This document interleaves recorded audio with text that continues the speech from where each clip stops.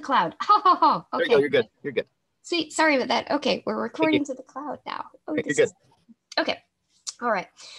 So when I'm saying a desaturated color, I mean not a bright, super awesome color, but a more, drab version of it.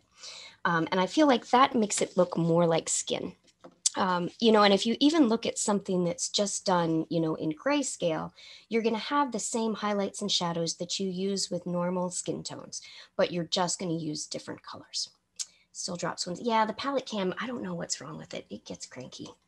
But if that makes sense, we're going to try to just use some different colors for skin. And I'm a big fan of using all sorts of different colors.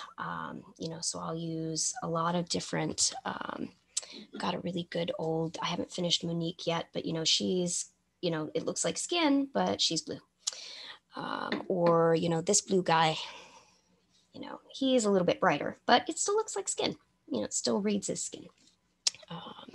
So you can use any colors you want for skin. It's just you've got to think about making it look more realistic if that's the thing you're going for. If you're going for the fun cartoony troll, then you can use bright colors.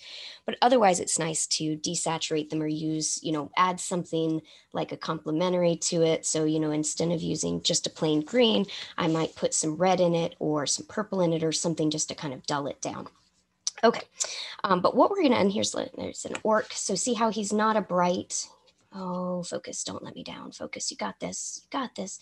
There we go, he's not a bright color. So he reads his skin, but he still reads his green. All right, so our goal today is, let me get these little guys out of the way, is to try to tackle this kind of blue skin color. And I thought that would be fun since the Kickstarter's coming out and I soon will be getting my very own version of the Cloud Giantess. So we're going to try to work on that. Is this okay? Does everybody kind of want to accomplish this or do we need to accomplish something else today? I'll do my Blue's Clues pausing for a moment. Yep. Okay, but at least got a couple. Yes. Okay. Have the Cloud Giant. I know I'm so excited about getting the new stuff from the Kickstarter. That's going to be fun. And I don't get to help, give stuff away this year for the Kickstarter. I got to help put things in boxes last time. So that's the one that I'm hoping that I'm going to get to paint again. So it looks like skin. And one of the ways that I cheat to make it look like skin is I'll actually put some skin color in it. So I don't know if you can see here, the highlight up underneath here is a little bit of the fair skin. And so that kind of softens it up and makes it look a little bit more like skin. All right, so has everybody sort of base coated, or this is gonna be difficult because it's so dark. Brought the original, oh, that's fine. We can use any of them. I might have another version of the Cloud Giantess somewhere behind my desk. I can see if I can grab her. But I think it'll apply to any of the miniatures because we're just going to follow the volumes on the face, the shapes of the face. So you can use any mini and I think it'll work out okay. All right, is everybody at least sort of base coated, has something dark down that they'll be able to follow? If not, get started by taking the Ultramarine Shadow, that super dark blue, and just making sure that the face is fully covered all the way to the corners. And I might touch up mine while we talk. Any questions before I get going? Run through the palette list before we get too far. Yes, absolutely. Thank you, thank you, thank you. Good plan. All right, so right here we've got Nightshade Purple. So it's my darkest, and I kind of put my colors in order because it makes it easier. And I do a lot of mixing back and forth, but if it's easier for you, I've also put out a couple half shades where I took, for example, the Ultramarine Blue is here and the Ashen Blue is here, and I'll get those in a second and show you the bottles. And I mixed two shades in between those two and put them here. The same thing with this, I took the Ashen Blue and the Mint Green and I mixed a couple half shades over here. I put the fair skin up in here and then some whites up in here and a yellow that we may or may not use, but we've got if we need. So your darkest color is your Nightshade Purple. And we're probably not going to use a whole heck of a lot of that. That's mostly so we can get a pupil or maybe do some really dark things around the eyes. The Ultramarine Shadow is going to be the color that we want to base coat our giantess in, and we're going to work from dark to light today. A lot of times when I paint, I'll paint with a mid-tone to start, so something in the middle. My mid-tone for my skin would be our Ashen Blue. But in this case, I'm going to have a start dark and we're going to work up. And you can stop at any point where you feel like you've gotten to the skin to the kind of the shade that you want it to be or the hue that you want it to be. So that Ashen Blue is here. on the palette in the middle. And then the ultramarine shadow is here. And if you don't have these colors, it's okay. There are other things that are very, very similar. This mint green is one of my favorite colors. Oh, come on, focus. There we go. Because it's so bright. It's such an intense shade. You can really see it right here on the palette. And those are the mixed colors up top. And then, I'm sorry, this one is going to be impossible to see, but you're going to have to trust me that this is, in fact, fair skin. My label has gotten worn. But there are, let me see if I can still reach. There are some other colors that are very similar. Hang on, I'm going to read the specs. I'm not sure what I did with the spectral. Spectral glow is similar to the mint green, as is the surf aqua. They're not quite the same, but it would work if you didn't have one of the others. So that would be an option. I think probably the spectral glow or the ghostly moss would be the closest to the mint green. And then we're also going to use a little bit of linen white, and you'll have to take my word for it that that's linen white. My labels have gone. Let's see. Oh, only a little worn. Yes, I've only had that bottle for I don't want to say how long. A while. Okay. All right.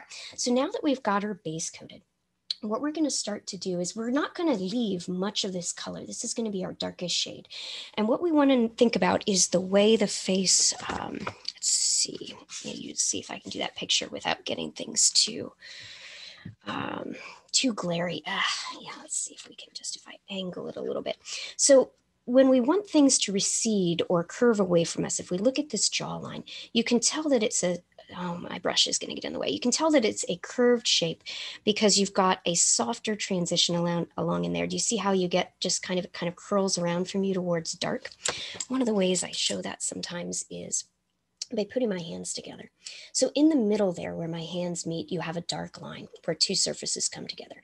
Anytime you want something to curve away from you, you want to show that dark line because it'll show a division between two surfaces, and it'll also show that form as it rounds. So if I look at my fingers, there's darkness, and then there's some, that, let me see if I tilt it like that. There we go. That is darker, that recedes away from us, and then we get kind of lighter. So that's what we're going to try to do on the face by leaving that dark line around the edge. If you guys, copper would be very close. The copper verdigris, or however you say it, would be very close to mint green. Yep, absolutely. All right, so what we want to do is leave that in the corners, almost like we line, like people will black line things. Instead of black lining here, what I'm doing is I'm starting with the black, although it's a dark blue, and we're going to move up from there. So what I'm going to do is grab just a little bit, and I tend to, the way I set up my palette while we're here and talking, is I've got my parchment paper here, right? And I put a paper towel underneath because I don't like how bright the sponge looks. So it lets my paint look a little bit whiter, and it does seem to keep a little bit of the moisture close to the parchment paper, so I like that.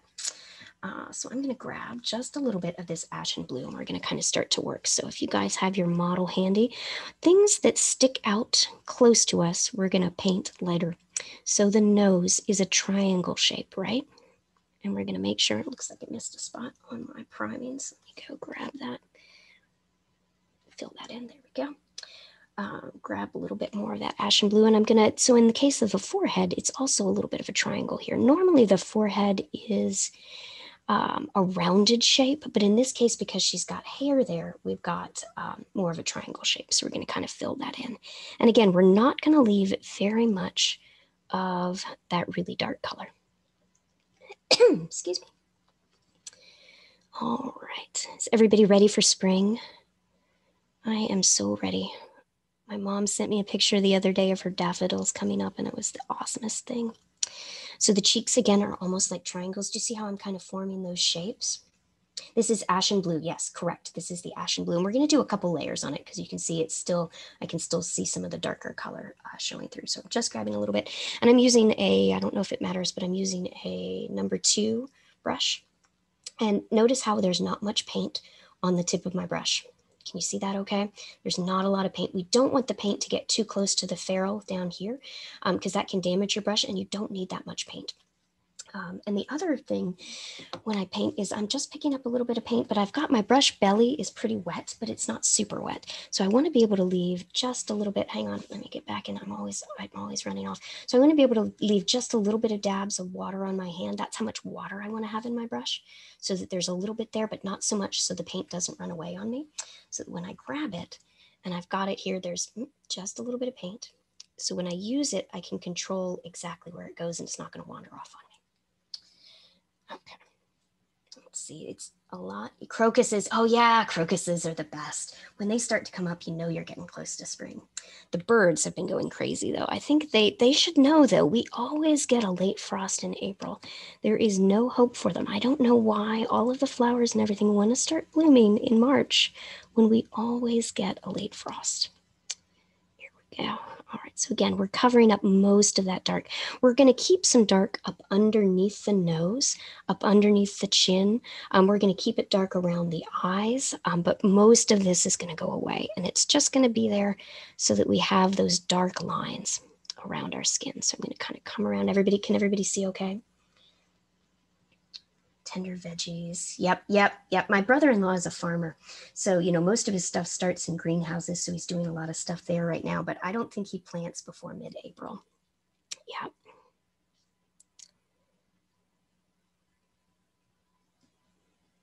It's funny, you kind of get to know the growing season in the area and know what you can get away with.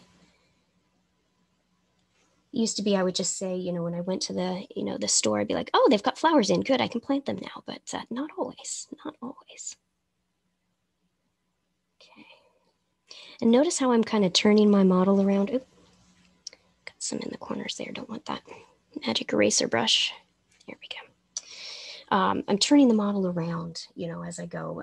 That makes it a lot easier because, depending on where you're from, most people are going to write from this direction to that direction. We're going to start over here on the left and write to the right.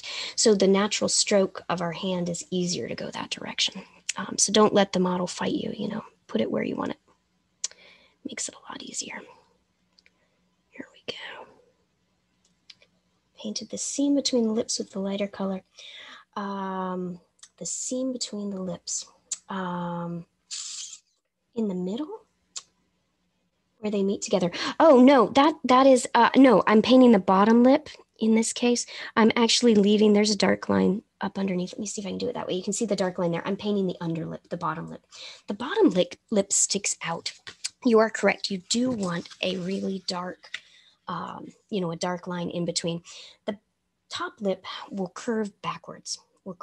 And away from the viewer. If light is coming from the top down, this lip is usually in shadow because it's curved back. This one always curves out and then you have a shadow up underneath. So you're right, you want a very dark line in between. You want to leave your dark color there, but highlight this area here because it sticks out. Yep.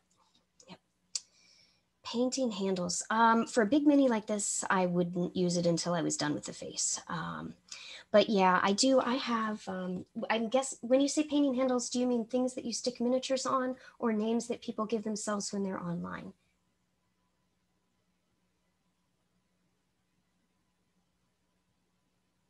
Double say, yes. Okay, the place to grip. That's what I figured, just making sure. Yes, yeah, I usually use a cork with some sticky tape or sticky tack, whatever it is, stuff. So I'll stick it for the bones figures. They're so light. It's great. The other ones, sometimes I'll glue down, and then just kind of work them off with the knife later on. Yep. But in this case, because we're pretty much going to be doing the face, I'm just going to hold on to her. Normally for something that I would be painting everything, I wouldn't want my skin to come in contact because I've got oils on my skin and that can keep the paint from sticking. All right. Okay. So continuing to make a nice solid base coat. Can everybody see? Oh, nope, I've moved again, darn it. Yep, I have short arms, so periodically remind me to come back to the middle. There we go. All right, so we're getting that. There we go. Do. There we go. All right. Yeah, I've got a couple cubes. It kind of depends. When I get to a certain point on the miniature, sometimes I'll go ahead and base it. And then, just hold on to the base and work from there. Point my brush a little bit better. Might sing a little bit. I always sing when I paint. I like music on in the background, but for class, it's really hard to do because it ends up too loud. Here we go.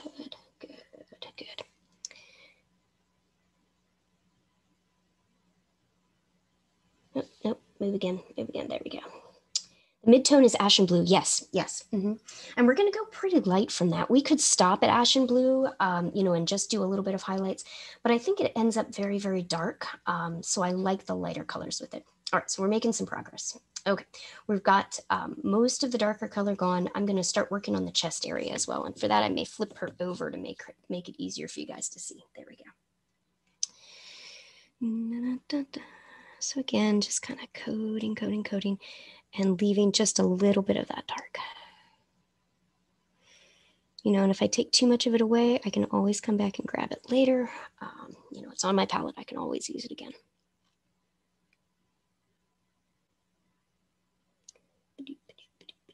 Let's see. Oh, I think I've got a little bit of. Just a second. There is something interesting on my model there. Don't know if I got. There we go. Sorry. This is usually where I discover like all the mold lines that I didn't find when I was priming earlier. Okay, there we go. And make sure, you know, when you're putting down a coat that you wait for it to dry in between. If you start messing with it, you'll find that, you know, the paint, the binder in the paint has already sort of started to adhere and dry, but the paint pigment you can kind of pick up. So you leave either holes or windows in your paint. It's really annoying because they do actually have a little bit of a texture to them. So it makes it harder to get a smooth coat later on. You could smooth it out with sealer or sand it, but yeah, usually I just paint over it. Okay. So we've got that. Everybody doing okay in terms of keeping up everything? Are we moving at a good pace? Everybody all right?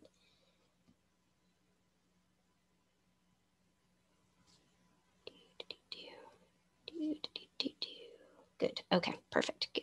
All right. Everybody's got different humidities too, so it's really hard sometimes to know, you know, how long we have to give our paint to dry. And I think I own a hair dryer, but I'm not entirely certain where it is. So if the weather ever changes, I'll have to play with that. All right. So I'm going to make sure that I get some light up in the corner of the eye. And one of the things that's interesting that we don't always know, you know, when we're painting, let me see if I can find a good face example here. Yeah, this is good here. We'll use the Rubens. Okay. So, you know, again, I don't have a lot. I should get some examples of monster skin, but most of mine are for real stuff. This is Peter Paul Rubens. And you can see how there's a really high highlight right up underneath the eye. That cheekbone sticks out. If you look at it from the side, it kind of curves outwards. So you get a nice high highlight there. You get a high highlight on the nose. You can see the nares, the sides of the nose there. You get a little bit of a shadow, but you'll also get a highlight. The same thing with the forehead. And I'm sorry, I know my thing is glaring. Let me see if I've got another photo that's not here we can use. We can use St. Jerome. He's got more wrinkles, so he'll be a little bit easier to see. Okay. So you can see how you've got a kind of triangle shape here, and in this case, a rounded shape. But if we've got hair here, like we're painting now, we've got another triangle shape. So these are all different shapes that we can kind of use to help make it look more like the anatomy. You can really see the skull eyes. And that's one of the fun things when I paint monsters. I tend to paint monsters and old people the same way. I put a lot more lines, you know, in, and there's a lot more contrast between the dark and the light. So I do keep reference photos. I usually keep the reference photos on my computer and I'll pull them up while I'm painting and look at them. But I printed these out because I can't do that in Zoom without changing the screen share and it takes forever. So I just printed out a bunch of them. But I find having, you know, fine art examples and then like real life examples. So I've actually got piles of both of those that I'll use as reference, you know, like the lips I've got, the nose, I've got one for eyes. Let's see, where's my eyes? So I can look and remind myself, okay, what, you know, what looks here? Here's a nice big eye, you know, so I can, if I really wanted to get some fun, you know, going on with the iris lines, I could work with that. So those help me. If I look at things in real life, that helps me figure out how I want to paint them. I like to copy things from nature. But you can kind of see those volumes and see how dark up underneath the eyes it is, but how light it is, or sorry, on top of the eyes, but how light it is underneath. So yeah, I love the contrast. That's one of the things that I really like about painters. Yeah, I used to, you know, I think in the handout, I think you've got the Vermeer in the handout. The handout is just from the original class. I didn't make a new one. But I like to compare that to the, where is my Rembrandt? There it is. You know, because this is painted very, very differently, you know, in terms, gosh, it's too, oh, I really wish my glare would be better. That's where it's better on the computer. But you can see how much darker, you know, the area around the eyes is, how deep the lines are, how much color is in that face versus how smooth Vermeer's painted this young lady and how very soft these transitions are. So, you know, when you paint women and elves and kids, you paint them much softer than you paint monsters and old people. So since we're painting monster skin today, although she is a female monster, we're gonna, you know, have some starker transitions. Okay. Have it on the computer. Can you do that? May help maybe. Yeah, I do, but I can't remember what I have to do to, I have to change the, I'd rather do it all at once, maybe at the end, and I can pull up those photos because I have to change cameras and I can't remember how to do that right now, but we'll do it soon, I promise. All right, so we've got that. Let's work on the eyes. I like to paint the eyes early on because they give the miniature a little bit of soul. And also if I mess up on them, I can cover up on them. But if I keep painting and then I have to do them, then I just get cranky. All right. So I'm going to grab a little bit of the linen white. And I'm going to kind of fill in the sclera, the white of the eye. Am I in the middle? Yeah, there we go. I'll keep referencing my middle. And I want to leave a little bit of that dark. And I'm going to flip the miniature over again because it's easier for me to do a brush stroke in this direction from left to right than it is from right to left. So make the miniature work for you. There's no reason it has to stay in one position. All right, so we got our eye kind of filled in there. Look at the other one. And again, just linen white. And I don't use a pure white for this because I might want to use the pure white as my pupil highlight, or that, you know, the highlight, the wet highlight on the eye. There's always a hard eye on miniatures. There we go. So I want some contrast. Sometimes even, you know, if I am working really dark, grab a different example. Yeah, this guy. You know, I might even paint the sclera, not even, this is a creamy color. This is even darker than the linen white. You know, so I might even use darker colors, but that'll really set off that pupil spot. There we go. All right. So we're getting that. And everybody warn me if you can't see or if anything changes. Let's get the shape of that eye just a little bit better. Okay. All right, that's good. Okay. And then what I might do is take a little bit of that nightshade and put in a pupil. I find that having an offset gaze, you know, looking, you know, having her looking off to the side is a whole heck of a lot easier than having somebody look straight ahead. It's very hard to get those pupils exact when they're looking straight ahead.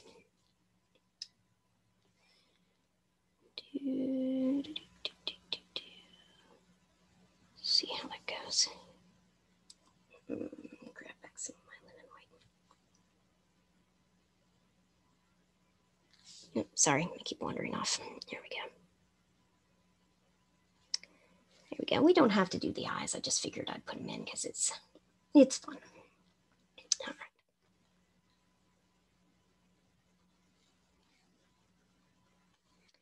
Here we go.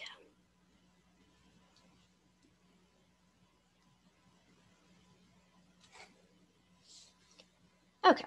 And then what I can do later once that dries is I can put in, change the shape of that one pupil just a second. That's a little bit more rounded. There we go.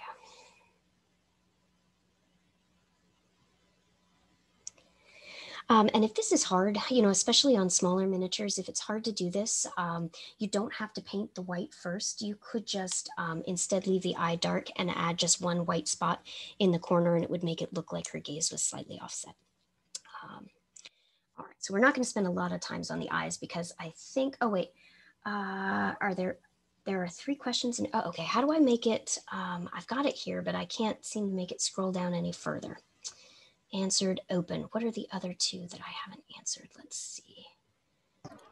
Yeah, I might have missed them because I wasn't in here. Oh, they're down. Okay, I've got to pull it. I have to pull the window up. Sorry about that. Oh, you're fine.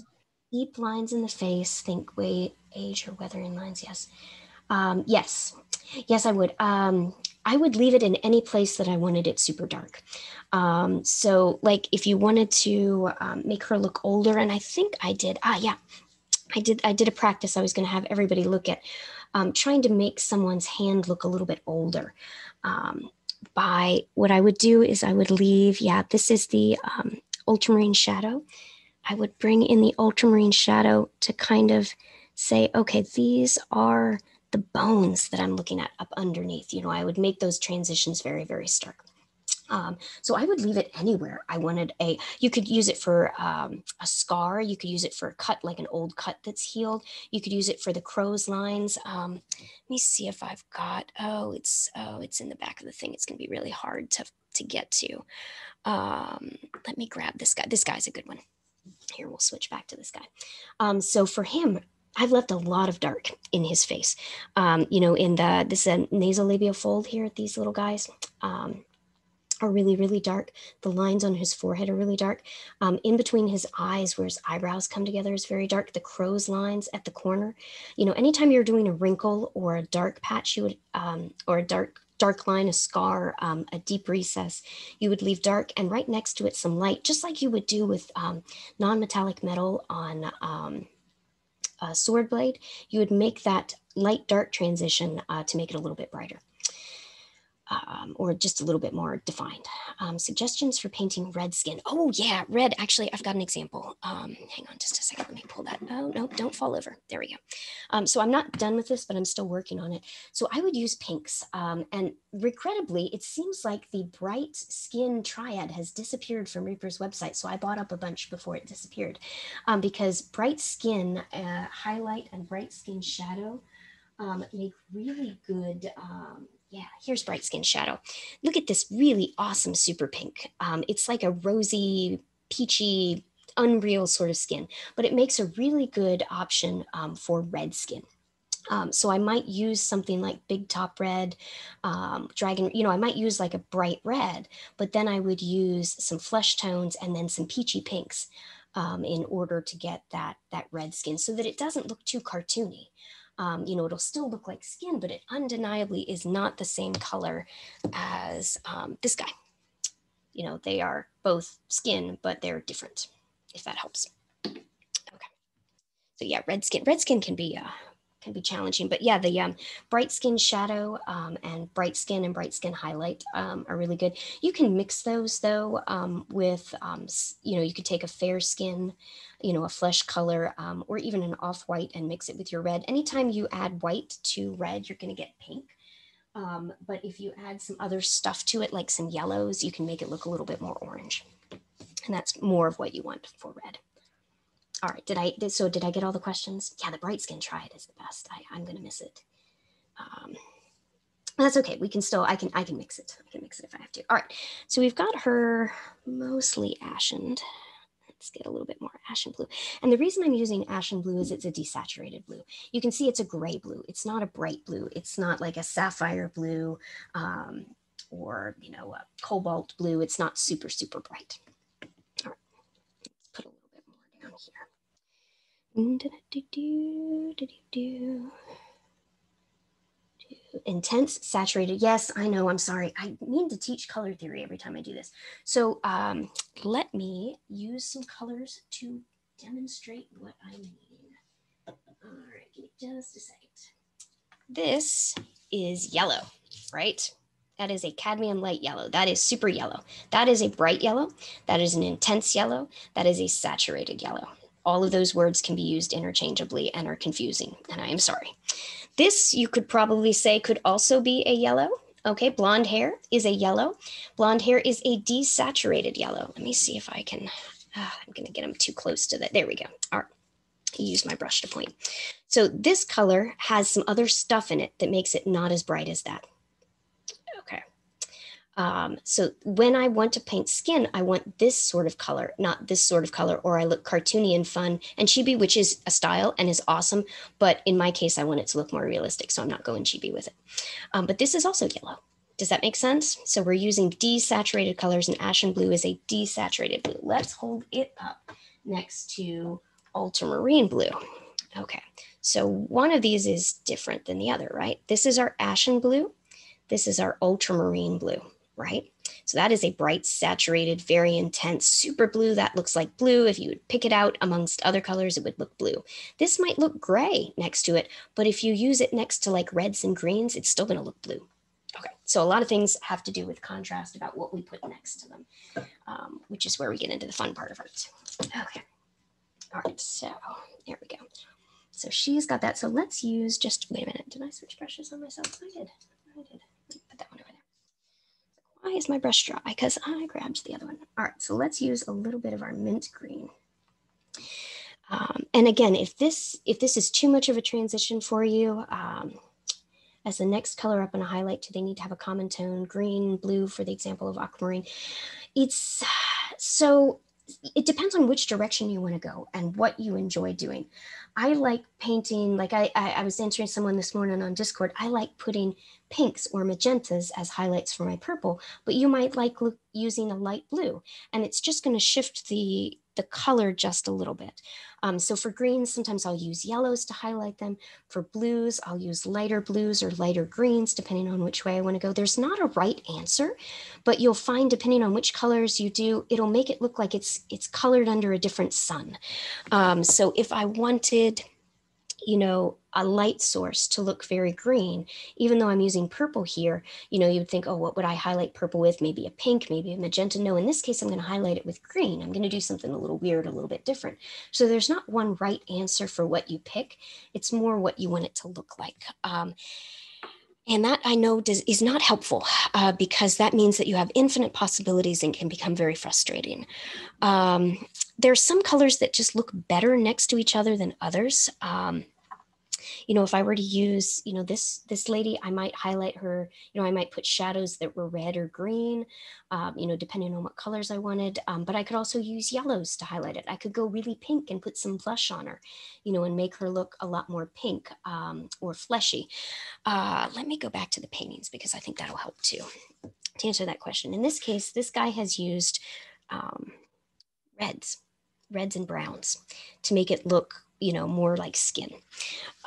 If I wanted, let's get a Modigliani. Okay, this one is very, very different, right?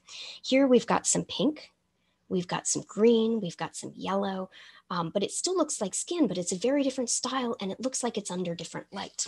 Let's grab the Singer Sargent, right? Okay, so again, different colors, different style. Let's see, let me find one that is less cranky. I know I've got, where's my, oh yeah, Renoir. So he paints a lot of kids, right? So the, you know, and again, very little contrast next to the nose, very, very light, but very, very pink, very, very pink. I wouldn't want to do him green. You know, if I wanted to paint green skin, you know, I would use, this is Viper Green, I think it's Peacock, and I think I use Sun Yellow with some fair skin. So that skin is green. But I've used yellows to highlight it. I've used skin to highlight it. It's really hard. Yeah, there's not a right answer. If there were one right answer, then we'd all use the same colors, but then everything would be boring. So yeah, so you can't go wrong, but good luck. Yeah, that's a terrible answer, terrible answer. All right, so let me get that mint green. I'm gonna grab a little bit of that mint green. Blue skin, do I have a preference on color highlights depending on for size? The only thing for size and scale is that you're gonna have less transition space. So for a smaller mini, like this one, you know, I've got a lot less space than I have here. So while I may use some same highlights and I'm still gonna highlight and shade, there's a lot less space for me to do it. So I'm gonna have tighter transitions, and I'm going to have to really push my highlights in order to still show the shapes.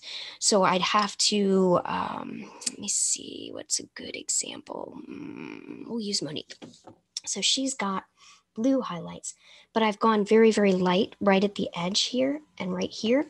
So she's smaller, similar colors, not quite the same. I think I used Clouded Sea and maybe Nightmare Black for her. And then probably just pure white. So I've left, you know, the highlights and shadows are still there, but they're much smaller. You just can't get as exciting. You can't put, you know, fancy effects in smaller miniatures unless you're Derek, and then you can do anything. All right, there we go. So, all right, so back to the mint green. Let me put just a little bit of that mint green kind of right up in top.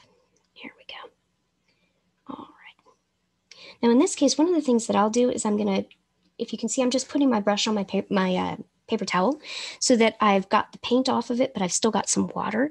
And then what I kind of do is I'll run up top with just a little bit of that water and smooth that transition. That's one of the ways that I like to blend. I do a lot of wet blending, so and I tend not to go back to my water very often and clean my brush. I just clean it on the palette. The other thing I'm doing is you can see I'm pulling the stroke down because I'm highlighting.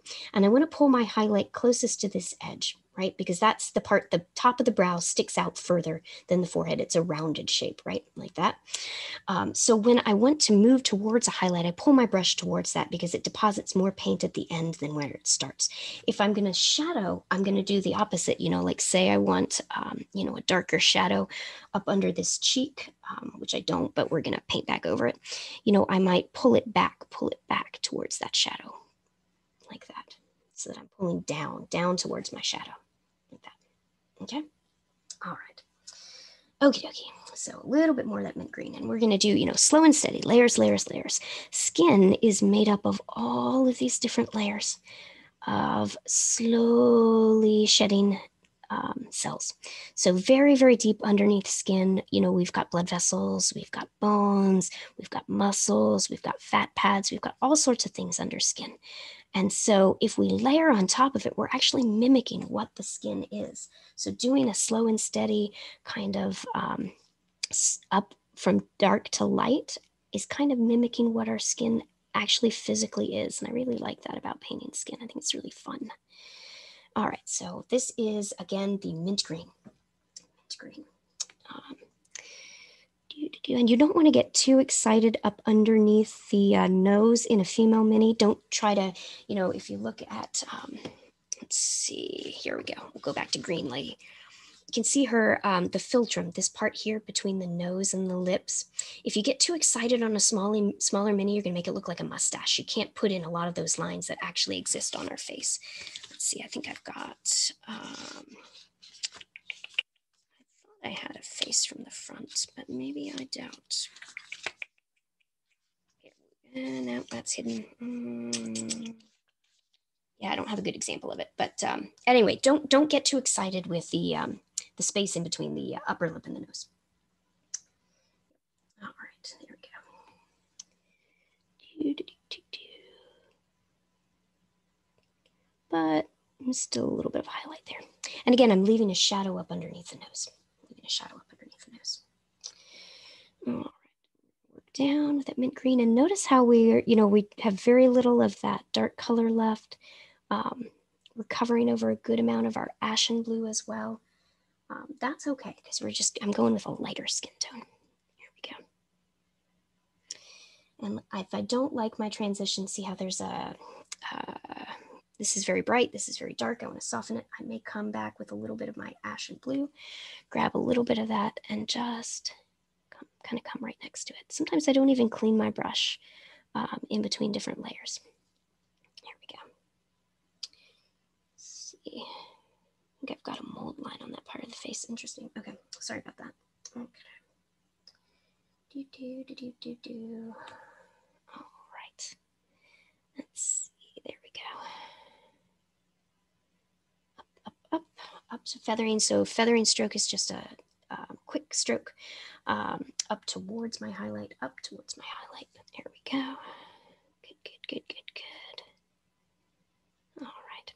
So in mint green, it's a very, very intense, even though it's got a lot of white in it, it's full of color. There's a lot of pigment in it. It's very bright. So I like it for that reason.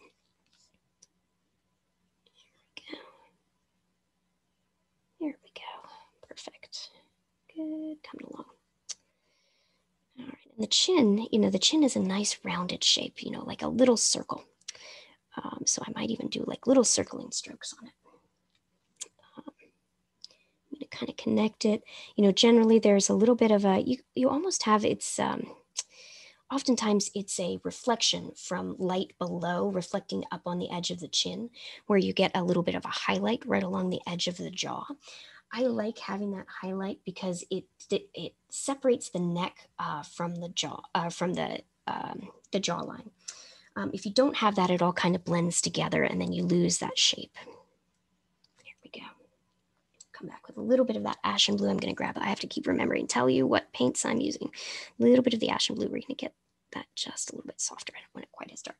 But say I wanted a little bit of a darker shade underneath that that cheek. You know how the cheeks kind of recess as we get older. We lose all the fat pads in our face, and so the spaces around our eyes recess. The spaces under our cheekbones will recess a little bit because it's becoming hollowed out. We're seeing the skeletal form underneath. So I might grab a little bit of that darker ultramarine shadow and maybe give myself just a little bit of a darker line there. See how that kind of helps define that, makes that shape a little bit starker. You might use that for an older face. There we go. Using any glaze medium? No, I'm just using water. I live in a really wet area and I super saturated my wet palette before we got on. And so it's really soggy. And what I often will do is I'll just re-wet my brush and get a little bit off of this paper towel that I've got there.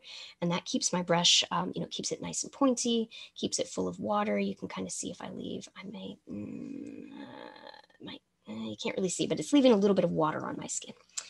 So I don't tend to use any of the mediums. I just use plain water, and I don't use distilled water because my water seems fine and it doesn't really leave angry things in my paint that have yet upset me.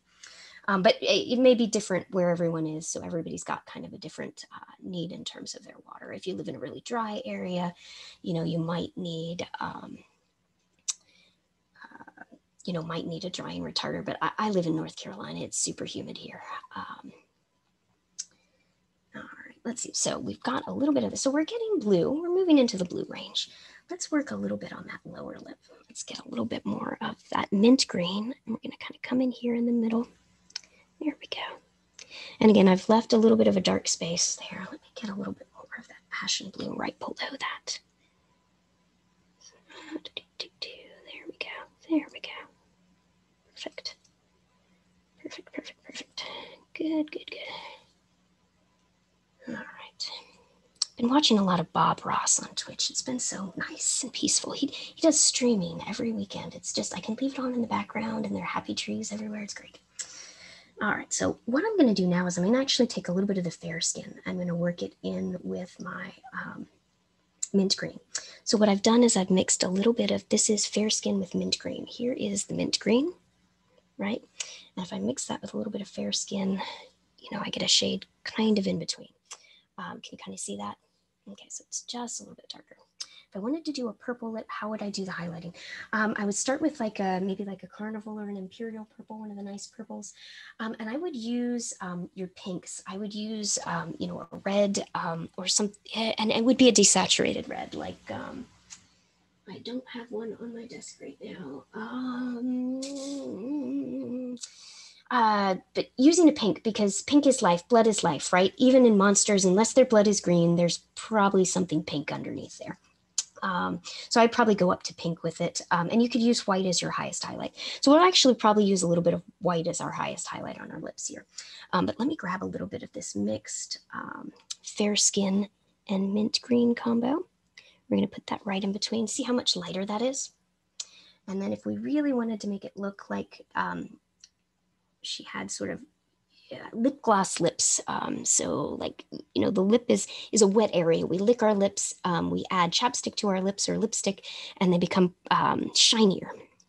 So again, just like we would with, a sword blade. So I might leave like a little light spot there.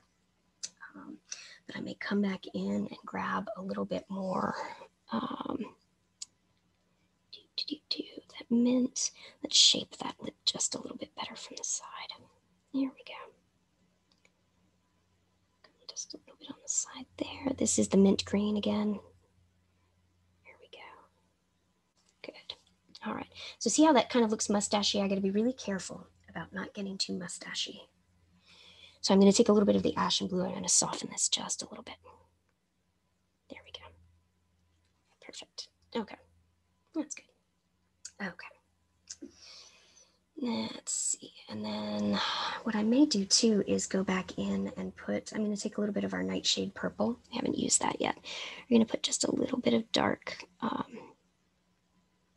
up there. Oops. Oh, okay. And she's been in a fight. It was a terrible fight. It attacked her top lip. We must fix it. Easily fixed. There we go. Okay. All right.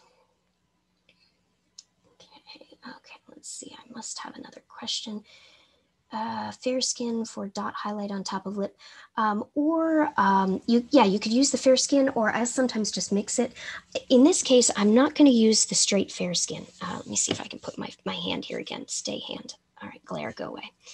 There we go. Okay, so this is the plain fair skin, so it's really skin colored. This is our mint green. I might mix and use that half shade between the two for any areas that I want to have that fair skin, and I may not use it straight. If I use it straight, it would be in very, very small areas. Yeah, so you could use it as the dot, but you could also just mix the two. Whatever's easiest. If it's hard to do the mixing, or if your palette gets too messy, just grab one or the other. All right, let me clean this lip up just a little bit more.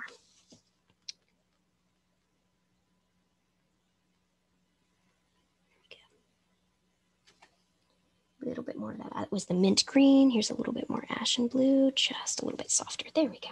Okay, so we're starting to get somewhere. Now, if I wanted to make her look old or more monstrous, I've got a little bit of the ultramarine shadow. I'm going to come back in. I could darken that nasolabial fold, that fold on the side here. That will make her look just a little bit older, maybe a little bit more monstrous. All right, so we've gotten up to the mint green. Let's use a little bit of the fair skin with the mint green, just like we were doing on the lips. And we're going to kind of come up underneath the eyes here. And again, because that's one of the lightest areas on the face. And now that we're working on a little bit of that fair skin, it's going to kind of soften the skin and make it look less blue, maybe a little bit more like skin. I'm just kind of extending it out with a little wet brush so that it stays smooth, so my blends are a little bit better.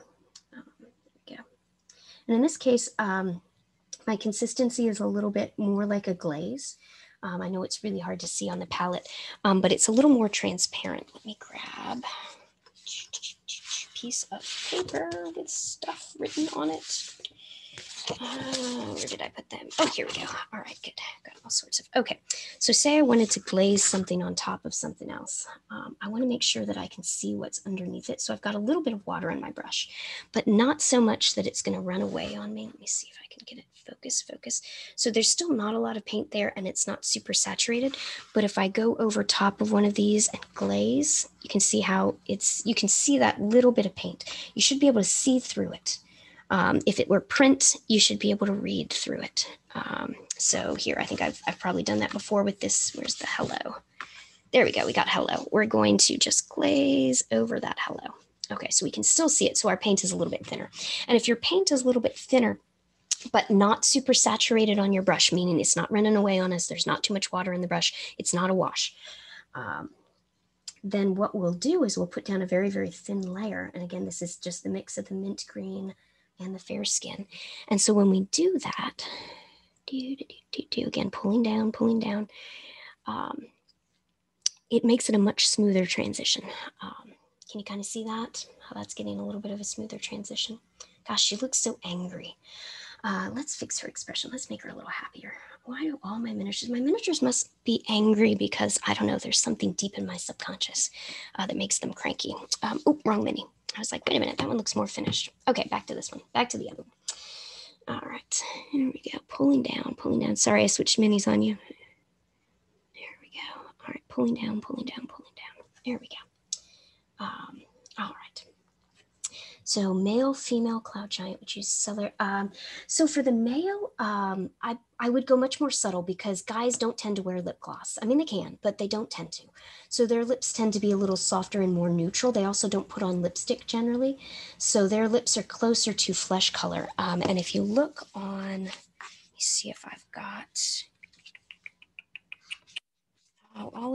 most everybody that you take pictures of has lipstick on, which is really annoying. Okay, there we go. We'll go back to this guy. So in his case, I've used pink. on his lips, the same pink that I used around his eyes. I think that was fair skin, maybe with a little bit of, I probably used some red shadow and mixed it with white because I really wanted a pink, a desaturated pink. But I might make the lips more pink rather than, you know, in a normal face. I might make them more pink rather than bright red or purple or lipstick color. But if I were doing the blue for the male cloud giant, yeah, I just probably wouldn't make it quite as bright. I wouldn't maybe have that last little dot brightness. All right, so let's get a little bit more of that fair skin, a little bit more of that mint green. And we're just gonna keep highlighting up top. There we go. Slowly working our way to brightness. There we go. And let's not neglect the nose. The nose is so much fun. It's this great shape and it sticks way out. So it's almost the highest highlight. You know, if you look at the figure from the side, you know, if you're thinking of light coming from the top down, that thing sticks out even further than the forehead. And there's always something in the way of the forehead. There's always a hat or always some hair, but that nose is going to be a super bright spot. Okay.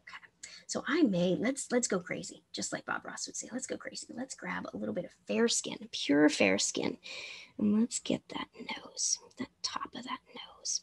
And I might even put a little highlight up at the top there. Okay, so now we're gonna blend that in. I'm gonna take a little bit of the mint green fair skin mix, and we're gonna kind of come straight down the top of the nose, right on top, right on top. Here we go. Perfect. All right, good. So that's looking more like a nose shape. There's a poll. Okay. How do I do polls?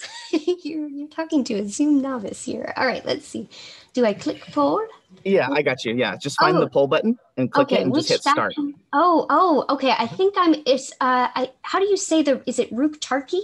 Roog Tarky. Yeah. All right, I'm voting for them. They sounded cool. So do I click on it or do I? You just hit start. Or launch polling? Yeah, there you go. Launch. Yeah. Okay. All right. There you go. Rock on. All right. Have fun, guys. Good job. Oh, good. Yes. Oh, good. We're yeah. But yes, I'm not married to any factions. I just learned that we had new ones last week, so this is exciting. All right. So again, fair skin, mint green mix. We're gonna kind of get that nose on the side. So the nose is a triangle, but it's got these side bits called the nares on the side there, and they're rounded shapes. And we want to make sure that we incorporate those so it ends up looking like a triangle. Kind of see that? See that on the sides? Gosh, she really does look angry. I'm going to fix that in a minute. Expression is everything in miniatures. And with a miniature this size, you can really get a lot of good expression going on. All right. Let's see. Let's get a little bit of mint green on the top eyelid there too. There we go. But we'll leave a little bit of shadow up right above it. Here we go. Good. All right. Oh yeah, she's definitely shifty-eyed. She's up to something. Okay. While I'm at it, let me grab a little bit of white, and I'm just going to dot that pupil. There we go. Now maybe.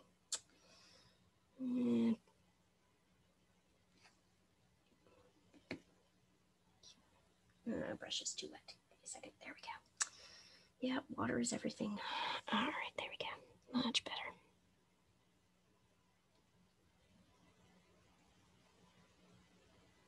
Oh, it might not be with me today. Give me a second to let that dry. Okay. Okay. Roog, chortle. Okay. All right, there we go. All right, so back to just a little bit of fair skin. We're going to use just a little bit of fair skin right at the top. Here we go. Little feathering strokes. Kind of come in right at the edge there. And if I really wanted to make it look a little lighter, I could use a little bit of the linen white, but linen white is going to really take away a lot of the color. See how that's very light, but there's not a lot of color in it. So I might prefer just doing these. So you could do it if you really wanted it bright and on a smaller mini, you may need it, but otherwise I'd probably use a little bit of the fair skin with the mint green. Here we go. Here we go. Perfect.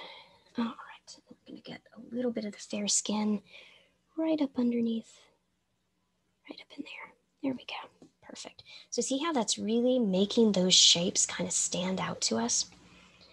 Let's see, I'm going to take away a little bit of the dark around that eye with a little bit. This is the ashen blue I'm grabbing.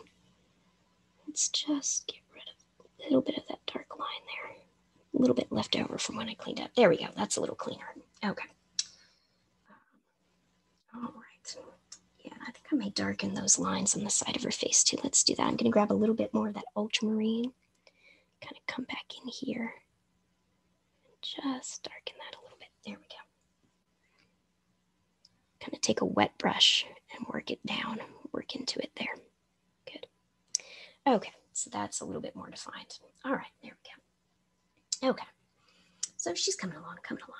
All right, let's put a little bit of the mint green fair skin mix on her chin. We're gonna start to define that. I kind of wander around on the mini a lot. I do that because if I mess with one area too long while it's waiting to dry, I'm gonna mess it up and I'm gonna get cranky and have to repaint it and it's gonna bother me. So if I kind of work around, then I can keep, uh-oh, I hope you guys can't hear that. Someone is calling me, but I am not on call today. I'm done. I'm so excited. I've been on call for the last 2 weeks and I'm finally done. Oh, and they didn't call me last night. I had terrible fears that they were going to call me at like 3 in the morning and I was going to be tired today, but no, we escaped. All right, there we go. So this is a little bit of the fair skin mint green mix. There we go.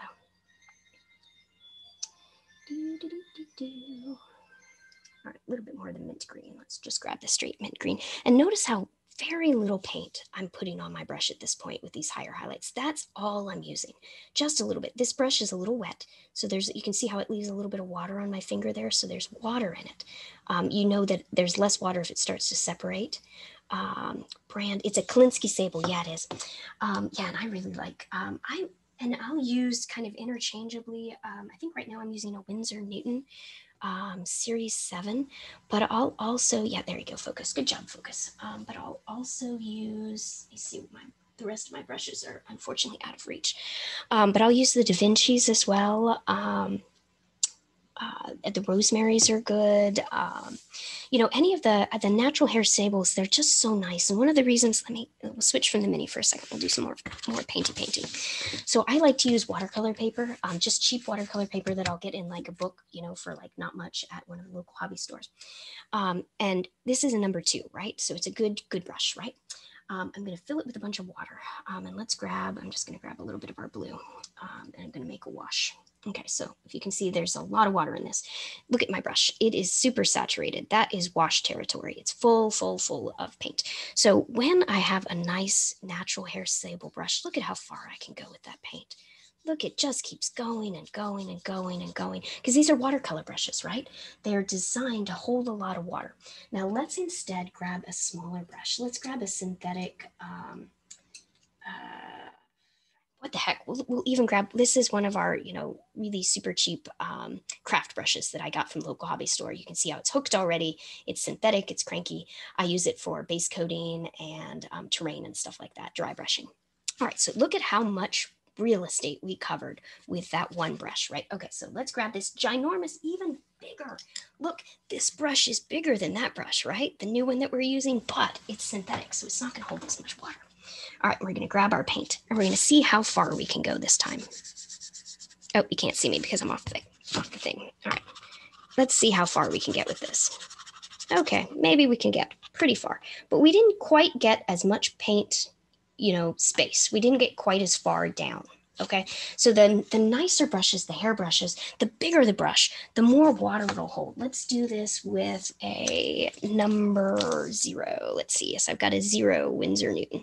Okay, so it's a lot smaller, right? Still got a nice tip. Okay, let's grab that same thing and let's see how far we can go with our wash with this brush. Not very far. What that means is I've got to go back to my palette. I've got to go get more water. I've got to clean my brush. I've got to get it wet again. I've got to come back and paint some more. And I'm going to get irritated because if I can't cover, you know, if I've got a big mini and that's all I can cover, I'm going to be cranky. I need to be able to cover a bunch of space. So I want to use a bigger brush that still has a really good, thanks for coming. Bye, Dawn. Have fun. Good to see you. So I want to use, you know, the biggest brush that I can that still has a good tip. And your natural hair sables, because of the way that they've designed, you know, the cups are all going to have these really nice points. So they're worth investing in. I ask for them for Christmas periodically, you know, from family members, because they always say, you know, what do you want? And I'm like, well, I need paint. And then they get confused. So I say, go buy this brush at this place here. So that's a lot easier. Okay. So let me clean these. There we go. So you don't have to use a small brush to get a nice tip. You just have to use a nice brush. Okay. There we go. Yeah, I really like it. A good brush will make your life easier. You won't get as cranky with your work. You won't feel like you're having to fight it. You can use anything to paint, but you're just going to have to work harder. And that's less fun. Gotta have fun. This is fun. All right, so I'm going to grab a little bit more fair skin, a little bit more of that mint green, and let's go back to that chin. There we go. We're making this little rounded shape on the chin. Go back to that nose. There we go. Good, good, good, good, good, good. Perfect. All right, maybe just a little bit of straight fair skin now. Okay, and again, because I'm using a little bit of skin colors in this, she's going to look more realistic, less like my cartoon troll, for example. There we go. Let's soften that up. That's too stark a transition. Let's grab some of that mint green.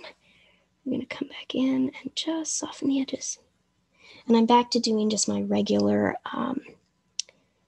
layers, maybe a little, like just like a glaze, just like a glaze. And again, a glaze is just a thin layer of paint. This is just a pure mint green. Sables, Rubelov. Oh, I don't know Rubelov. I'll have to check on it. Size 1 is smaller than, oh yeah, and some of that is, you might look at different manufacturers when you buy the brushes, buy a couple different sizes. If you can, or if you ask for them for Christmas, then get a set or something like that. But I find like the Da Vinci's tend to be a little longer than the Winsor Newtons, meaning from tip to ferrule, they're just a little bit longer. And for some things, I really like that. For lining, I really like that. And you'll get used to one or the other of what you like. But you may find that one manufacturer has a size that the one might be a 2 in a different manufacturer size. So there's probably consistency within the company, but maybe not between brands in terms of brushes. All right, a little bit more fair skin. Let's get that nose. Oh, yes, happy nose. Here we go. And if I wanted to, I didn't put this on our list of colors, but you could use, thank you so much, guys. Oh, how am I doing on time? Are we, oh, good, we've got an hour. Good. Oh, yeah, we can really get some more stuff done. We can work on some of the other skin areas too. I wanted to see if we could get to them. But I might take a little bit of a light yellow, like a lemon yellow. You could work a little bit of yellow. And this is just an example. This isn't something that I asked you guys to get, so I feel bad doing it, but I feel like it's kind of fun. I might put a little bit of yellow in her skin. It's really hard to see because of how light it is. There we go. It's just a little bit different to highlight. So instead of doing a white highlight, you could do a yellow highlight if you wanted to. You could do any color highlight. With monster skin, you can kind of get away with anything. All right, so we're making progress. Let's work a little bit on that cheek. All right, so I'm going to put a little bit, this is the ashen blue. We're kind of moving down towards that jawline, maybe moving up a little bit. And let's grab a little bit of that mint green. And I'm not cleaning my brush in between this. I kind of just leave a little bit of paint on it because I'm not using a whole lot of paint to start with. So it's not really going to get caked on or bother me too much. Let's grab a little bit more of that mint green and go on the side of the nose here. There we go. There we go. Makes her nose look a little bit wider. If I didn't want it to look as wide, I could come back with a little bit of that ultramarine shadow and just reclaim a little bit of the side space there. So you can change the shape of things. If you're not happy, I once had to create a nose with paint. It's possible. It's not fun, but you can do it. Let's see, grab a little bit more of that mint green. So you can really play with the model to bring out its personality. Here we go. That's good. Perfect. Let's see. Let me flip that over. Good. Any questions? Am I missing anything? Let me know. Sometimes I forget to look up at the screen. Yeah, you can kind of see, there, you can see the yellow a little bit better from that angle. See the yellow on the top of her, the ridge of her eye there? Just see how that looks just a little bit different. Working color into miniatures is a lot of fun. You can't do it on the really small ones because you just don't have the space, but the bigger ones, you've got a lot more real estate to play with. All right, this is the ashen blue, grabbing a little bit of that. Let's just kind of soften that cheek. And I think I've lost some of my ultramarine. There we go. Just fill that in a little bit. There we go. Okay. All right. How do I avoid the raccoon? So do you mean like a deep, like it's too dark? let's see, let's go to this guy. So he kind of almost deliberately has, is this what you mean by the raccoon eyes, where it just gets really dark up underneath? Um, it would be, yes. Okay, good. So in some miniatures, you're going to want that because you want it to look old. You want it to look sunken. You want it to look skeletal. All the fat pads around here have gone and we're seeing all of the bone structure. We're seeing the forehead. We're seeing that arch of the face, on the side, you can kind of see that's all skeletal, right? That's the skeleton that's left behind and all the fat pads are gone. So what I would do is you would just use less of the darker color around the eyes. Let's grab, so if I felt like in this case, I wanted less dark, I would come just a little bit closer and narrower. I might narrow her eye. I would look up underneath and see, did I leave too much dark there? Did I leave too much of the side? You would just leave less of the dark behind. See how that I've lost some of the lid there, but it's a little bit tighter. That's probably how I would approach it. If you feel like it's gotten too dark, you can always paint back over it with a lighter color. And then if you lose that, you can go back in with your dark. It's hard though to draw straight lines. Let's see. Let's do an eye with paint. Okay. So, I can draw lines, right? But they're harder. If I were instead to do this shape here, can everybody see that? Sorry, let me move it up just a little bit. There we go. And then I can go back with my white, which regrettably I have to wait for paint to dry in North Carolina. So it's going to take a minute, but I would go back and I would cover over this, with my white. In this case, I've left it behind. So I've left a very narrow area. If I didn't feel like it was narrow enough, I can come back with my white and just tighten it. That would eliminate some of that extra space. But for the eye, let's grab our eye pictures. There's that one large eye. I've got one big eye. Oh, yes, one big eye.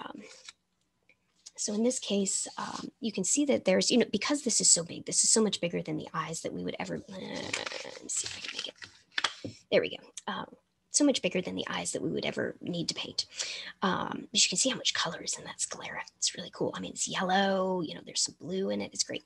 But you've got a dark line, you've got a lid. One of the things that we're painting when we're painting the dark lines around eyes is we're making it look like they're eyelashes there without painting in individual eyelashes. We're making this look like it's an eyelash line right along in here. That's the dark. Plus, if we compare, let's see, let's go back to our eyes here. Let's say we've got linen white for our sclera. Let's say on most people we have fair skin, or most miniatures that we're painting with skin colors, right? So any fair skin, tan skin, dark skin, any of those things. All right, those two colors are very close in value. They're not very different. If I didn't have this dark line around there, I would lose my eye. And it's my favorite term, the googly eyes, the great googly eyes. So let's go with, we've got a space here of some of that fair skin. I'm going to paint an eye. Because here I'm going to use pure white so that it'll show up a little bit better. There we go. I'm going to paint an eye. I'm not going to leave a dark space around it. And now I'm going to put a pupil in it. And it's wet, so I got to, okay, we're going to sing the paint drying song. Anybody want to sing the Jeopardy song with me while we watch paint dry?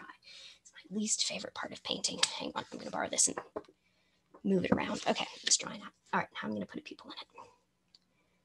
And there we go. And we have the great floating googly eye of doom. So that is where you need that transition. You need something dark, but not a lot. You need just something dark around that eye to say that's white. Okay, does that make sense? And also, when you look at people's eyes, the pupils never, unless you're like terrified and your pupils are incredibly pinpoint and you're in, bright light, raised hand. Uh-oh, what do I do with the raised hand? Okay. Unless you're in bright light, we're always going to have some lid kind of covering over that. There we go. But that looks more like an eye, right? Because there's some transition between the skin and the iris, or the sclera, sorry. Okay, so I hope that helps for eyes. But yeah, the best way to do it is just leave less paint behind, less dark paint behind. Okay. All right, so got that. We're getting there on the face. All right. Get a little bit more of that fair skin.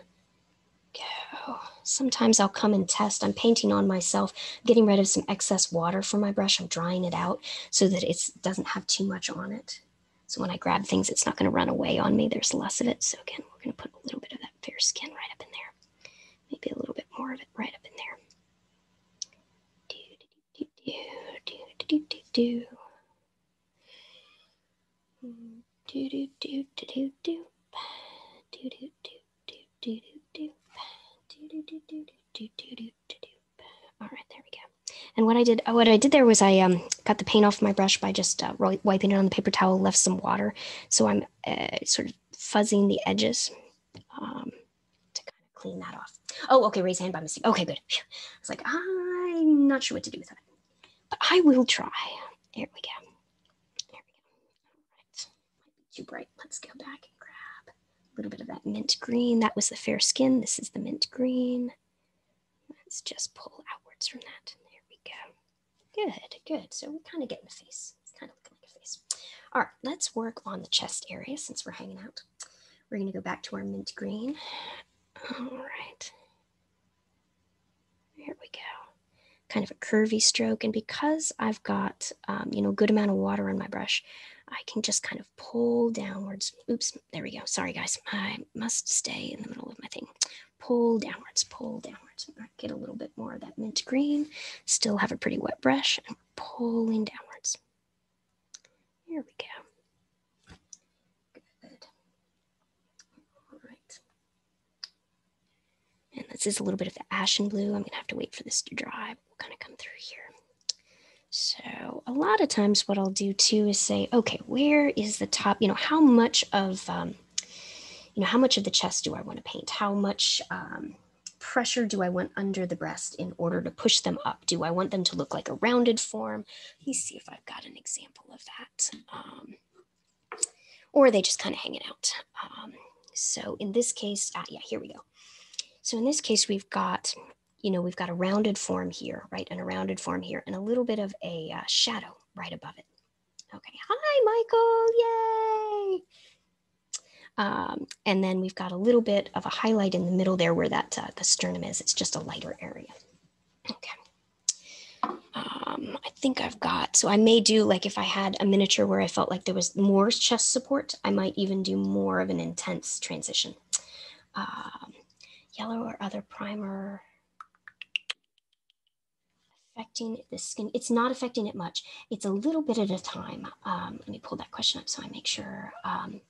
If I'm highlighting with yellow, yeah, it changes the tone just a little bit, but if I don't use much, it just looks like a higher highlight. So it's not going to affect it very significantly. You can't see much of that yellow there. Yeah, chest support. You got to have good chest support. Very, very important. But that will change the way I paint the chest depending on how much I feel like there's something underneath that breast holding it up. And that's a personal decision. There's no right way to do that. All right, a little bit of more mint green. And again, not much paint on the end of my brush. Not much paint on the end of the brush. Here we go. And we're pulling down towards our highlight. We always move towards our highlight or towards our shadow, depending on what we're doing. All right, so let's go ahead and make it look like she's got a little bit of suspension here. I'm gonna grab a little bit of that ultramarine and let's just kind of define. We're gonna say, okay, that's gonna be the edge of her chest right there, okay? And so I may highlight right above that. I may take that mint green and highlight right above that.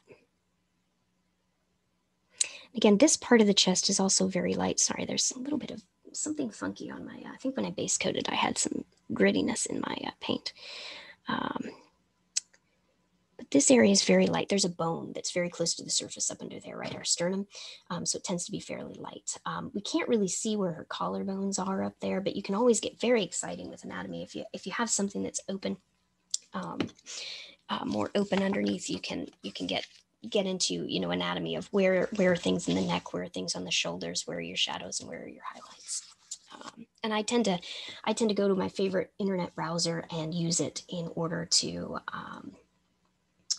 show me where I want to put something based on the lighting that I'm using. Pretty decent support. Gotcha. yeah, there's definitely something here that's holding it up. So that works. Here we go. So again, we're going to define right there. This is a little bit of our shadow color, our ultramarine blue. Here we go. Make sure that looks kind of even. Yeah, maybe. Come down just a little bit more of that. There we go. All right. Okay, back to our mint green.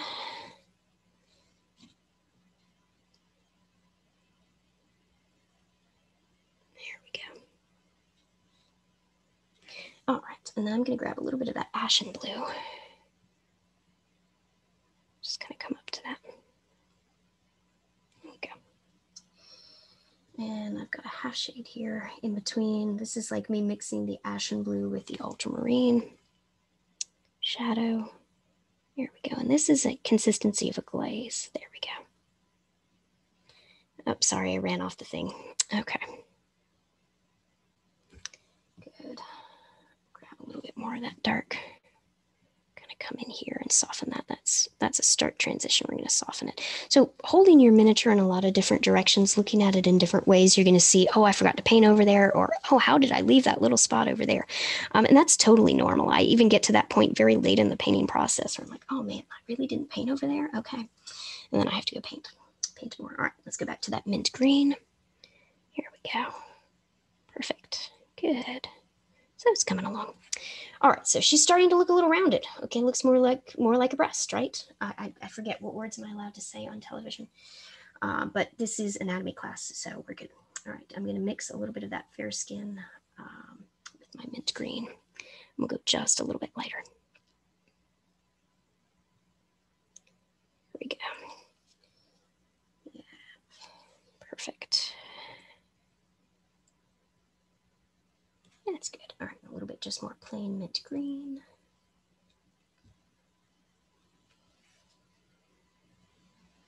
Good. Good. All right. Okay, so kind of coming along, looking more like skin. So notice how it's not super bright blue. We've worked some fair skin into it. We haven't used too much of the yellow to make it look that different. But it's still looking like skin. It's not as cartoony as our orc over here. So we're still in those desaturated. I tend to, I'll tell you the anatomical parts for everything if you want me to. I sometimes have to use, and it's right here with pointing for things like the nasolabial fold or the philtrum. I know those are not things that we think about on a daily basis. But yeah, I tend to go technical. Now, one of the things that I really like about this miniature is it's got this top lid right here. So if I really wanted to go crazy and have fun, I would get a little bit of my nightshade purple, and I might actually put in some eyelash lines. Let's do that. Let's just see what that looks like.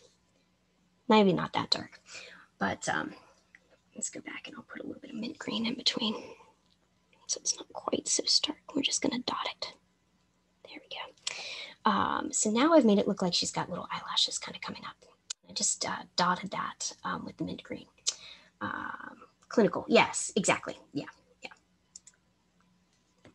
Oh, I see what you're saying. Yes, indeed. Yes, correct. Okay, good. So I'm still okay with my words.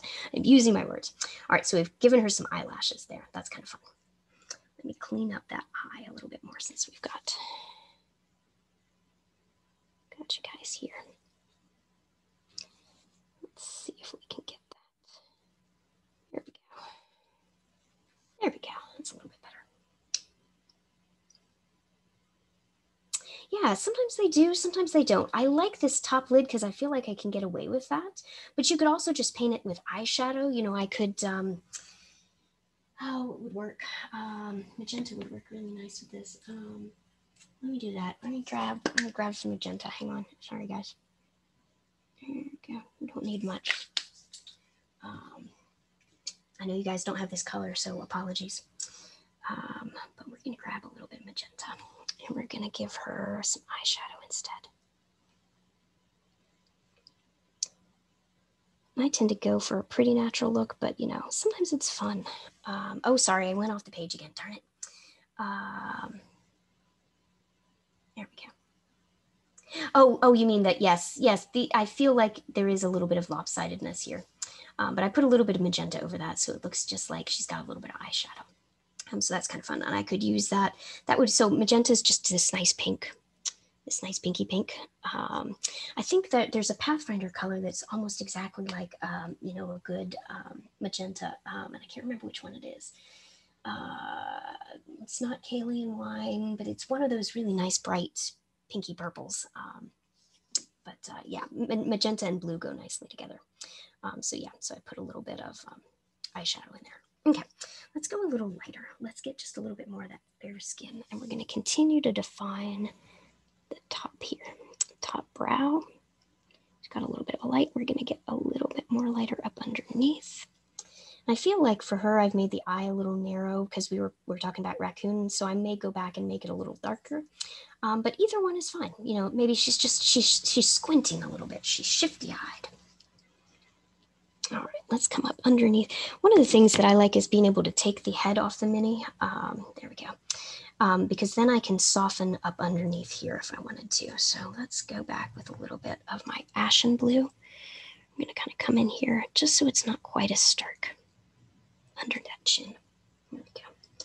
I tend to not connect parts of my mini until very, very late because I know I can touch up what I want later on. Here we go.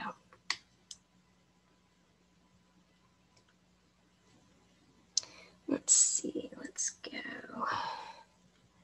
Let's grab back a little bit of that. Darken just a little bit up underneath. There we go. Go back and darken that pupil too. There we go. Okay. All right. And then that helps me see that I hadn't really painted well over here along that jawline. There we go. So that kind of defines that jawline a little bit better. And I can see it, because I can turn the head right from that angle. The side, I love sideways eyes. I love shifty eyes and minis. I feel like it really adds a lot of personality. And you get personality from things like eyebrows. You get it from direction of gaze. So if you look at, this guy, he's got the scary eyes, right? He's got very small pupils. You can see almost all around his pupils. They're very rounded. So it looks like he's very surprised or very angry or very startled or maybe a little crazy. He's got the crazy eyes. So I like that. So that's a sideways gaze. Let's see, let's grab this one. Where she's looking up. In art, old school art, all of the saints, all of the martyrs, everybody was looking up towards heaven. So if you look at different minis, you can actually, in art, that's the reason that they did it. So, you've got options in terms of meaning of gaze direction, but it's also kind of fun to just play with.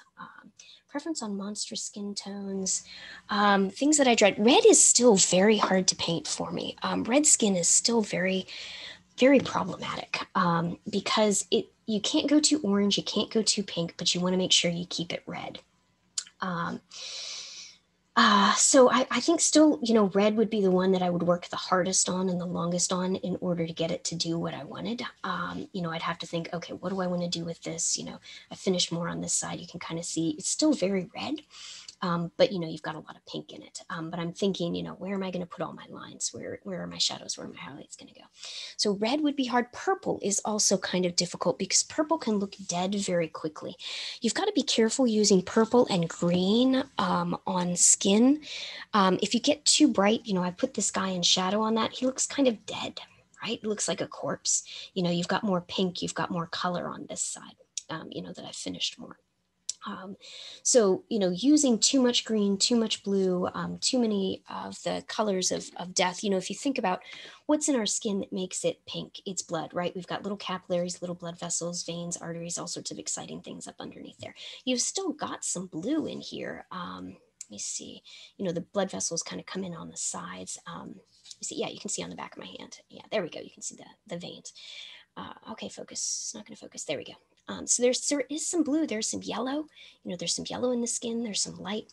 But if you take away blood, then skin becomes purple, it becomes blue, it becomes dead. So you wouldn't want to paint, you know, a nice young happy child elf with purple because it would make it look like the undead child elf. So those are colors that are a little bit more difficult. Yeah, I find eyes looking to the side to be just so much easier than painting a direct gaze. I think I did, let's see, Green Lady had a direct gaze, an almost direct gaze. And part of the problem and the difficulty with direct gaze is that you've got to get those irises perfectly symmetrical. You've got to get the pupils lined up. You've got to get all the dots in the right place. And if you don't, we get, you know, the what is it, strabismus, where people are looking in different directions that they have to correct with lenses early on, where, you know, where the eyes look in different directions.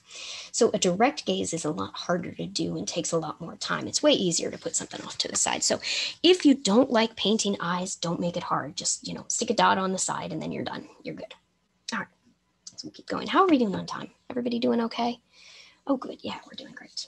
All right. What questions does everybody have while I'm kind of touching up and doing things? Wall-eyed, yes, yeah. I think it might be strabismus, but it's been a long time since I've done head and neck and ears and eyes and throat and stuff like that.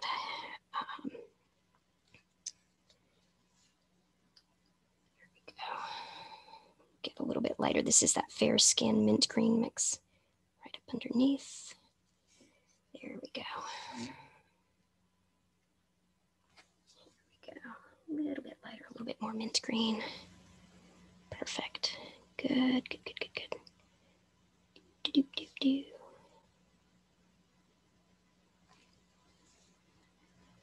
All right.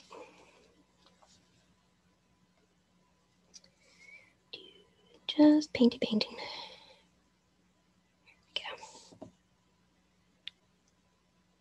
Here we go. And, you know, if I wanted to soften everything to make it look smoother, I might go back and I might glaze. So let's take a little bit of, let's take our ashen blue and we're going to put a little bit of water in it. Okay, so I got a little bit of water on my palette. My brush is pretty wet. A little bit of that ashen blue. Just create a very, very thin, almost like a wash, right? But we're going to not have a lot of water on our brush. So my brush is still pointy clean. It's not leaving too much water on my skin. And we'll take a little bit of that. And then I may cover that whole area, you know, with a very thin layer of that ashen blue. And that might soften some of my transitions. Here we go, as that dries. Extropia, yeah, okay, yeah, I was like, there's another word. Okay, yeah, there we go. All right, perfect. Okay, let's a little bit more of that fair skin, just a little bit lighter. There we go. Let's work on the side of the nose. Make sure we do not neglect the side of the nose. This is the mint green. Just doing a little bit there to kind of make that look more like a triangle shape, little triangle shape. Here we go. While I'm over there, I can see that I want to put a little bit more paint there. There. There we go. A little bit more mint green. Okay, is everybody kind of following along? Is this making sense? Is it starting to look like a face? How are we doing? Go back, I'm grabbing a little bit more of that ultramarine shadow. I'm just gonna darken this line just a little bit. Good, angry face bit. Yeah, it's you know, when I go back and I darken those lines, see how much angrier she gets, see how much darker that looks. When we make more expressions in our face, the lines tend to become more pronounced. So if you look in the mirror and you smile, you know, you can really see the lines in the face a lot better. When we have, you know, if you pretend you've gotten, what was the Botox stuff, or, you know, or a facelift or something, just pull your skin back, all of the lines disappear. So that more lines we put in the face, either the older the mini looks, the more expressive that mini can sometimes look in terms of just not happy, or the more monstrous it might look. What direction was my planned light source? I'm just basically doing top down in this case. So I'm thinking, okay, all my highlights are going to be on things that stick out. So if I look from the face from the side, thinking about top down lighting, I'm going to try to do this without making the thing have a hard time focusing, but I'm going to have a highlight here because it sticks out. It's close to the light. I'm going to have a highlight here. I'm going to have a highlight on the top of the lip and a highlight on the chin, and definitely a highlight on the space underneath the eye. So that kind of helps define. So just sort of top-down lighting, nothing special. The only reason that I wouldn't, this hair would potentially create a shadow, and I could get very exciting with that if I wanted a very directional light. But in this case, we're just doing some simple lighting. Nothing too fancy. All right, let's get a little bit more of that fair skin, just a little bit. Let's see if I can make us not go into mustache territory. Let's see, there we go, maybe, there we go. So that kind of defines that philtrum just a little bit. There we go. All right. Okie dokie. Man, we're making progress. I'm feeling good. All right. A little bit more mint green. Let's get that jaw just a little bit cleaner. Go back and grab some of that ashen blue and just soften that a little bit. And then a little bit more of that darker ultramarine shadow just in the corners. There we go. So that kind of helps define that. Good. Alrighty. Let's see. Oh, I've got an open question. Hang on, have I answered it?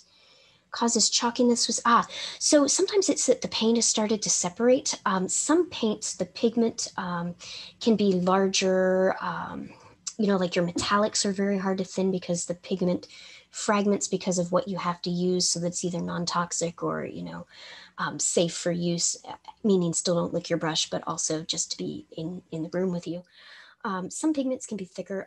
Whites are very hard to thin, especially pure white. So I tend to use, like we're using the linen white. It's pure white with a little bit of yellow in it. So it's a little bit easier to thin. You can get away from that sometimes by adding like a medium, like a glazing medium, which is basically just acrylic medium, clear acrylic medium, added to paint will help kind of extend it a little bit so the surface tension doesn't break. Sometimes paint gets chalky because as you put it down, if you work at it too much, you try to pull the pigment out of the binder and the binder's stuck and left behind. But a lot of it just has to do with which paint it is. Some skin tones will do it. The whites are notoriously bad for it. And then metallics tend to be pretty difficult to thin as well. So and each paint is different, even, between manufacturers or even within. So you kind of have to get used to it in terms of what you can thin and how much you can thin. I tend to practice a lot. On paper, you'll see, I'll have paper where I'm going, okay, what am I working with here? What can I put into this? What does this look like when I thin it out? If you get to know your paint a little bit better, you can figure out what works and what doesn't. Yeah, I have like all sorts of little swatches where I go, okay, I like this. No, I don't like this. So this is a good combination, that sort of thing. But yeah, you've got to be careful how much you thin paint.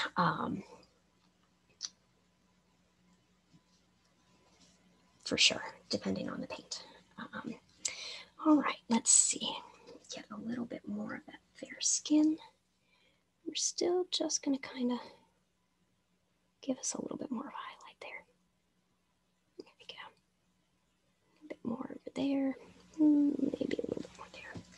Let's see. Let me grab a little bit of that linen white. I'm going to see if I can dot that lip just a little bit more. Go. And again, if I wanted to do, I keep running off the side again. Thin metallic. Medium would be good because it's got a different surface tension to it because it's a different substance, and I can't remember what's in it. But it does work a little bit better with metallics, to work with a medium.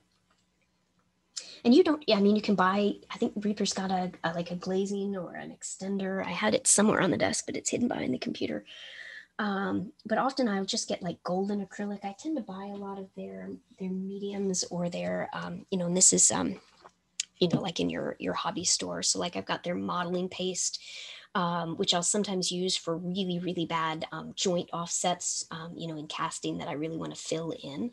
But this is like a thicker medium. So it looks more like a paste. This is like, liquid green stuff, basically, only not green.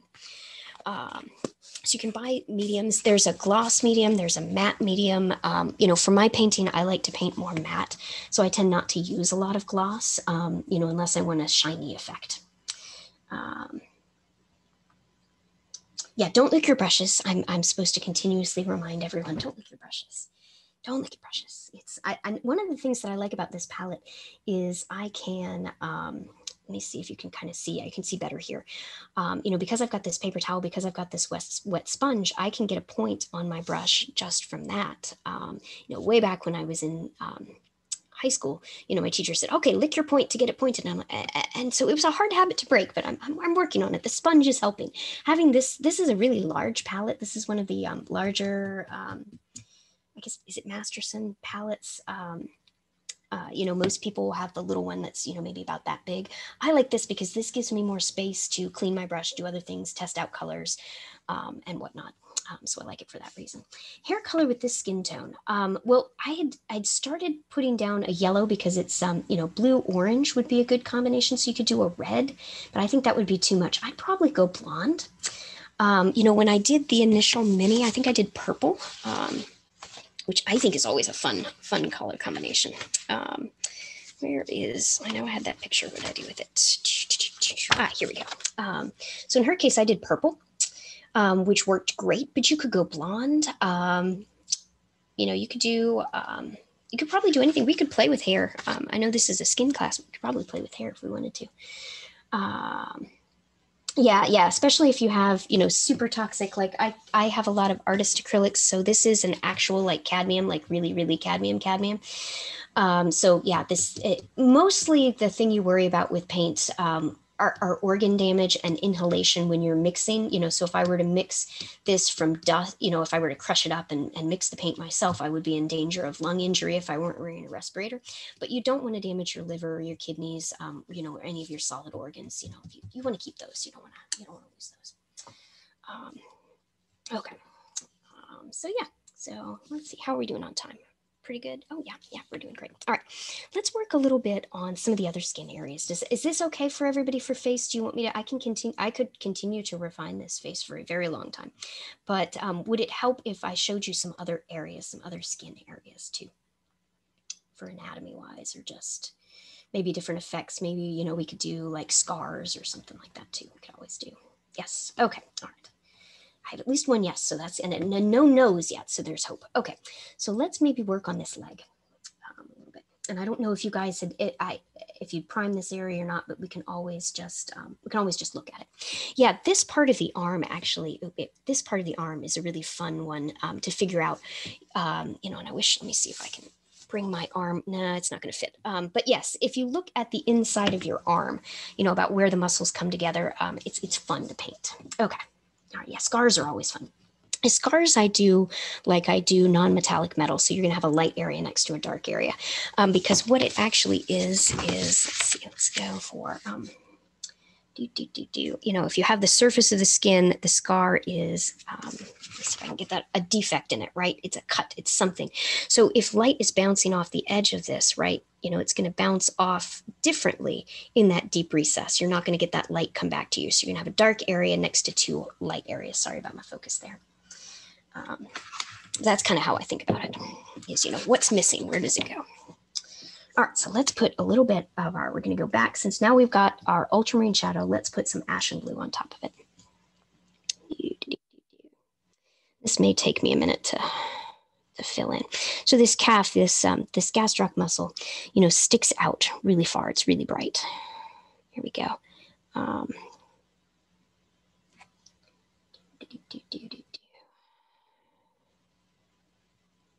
Notice how I'm kind of running my brush up towards my highlight. And I got to be careful because that paint's starting to dry, so I got to stay away from it. Just going to put a little bit of a highlight there.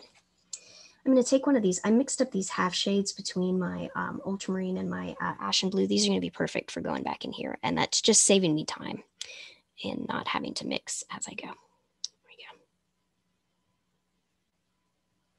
Here we go.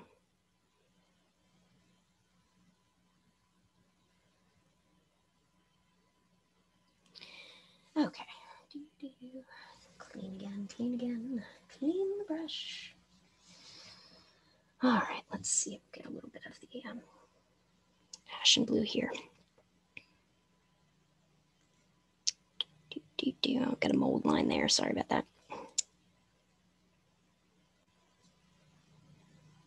Let's have it look like her arm is kind of coming together like that. Okay. So I'm kind of creating some volumes, some shapes there. Okay. Let's see, I know I'd started, let me switch minis. I hate to do this on you guys, but I'd already started putting this one, and this one is dry. So we'll come back to the other one, but that one's got at least a little bit more of that ashen blue on it. Grab a little bit more. Okay, kind of work up towards it. There we go.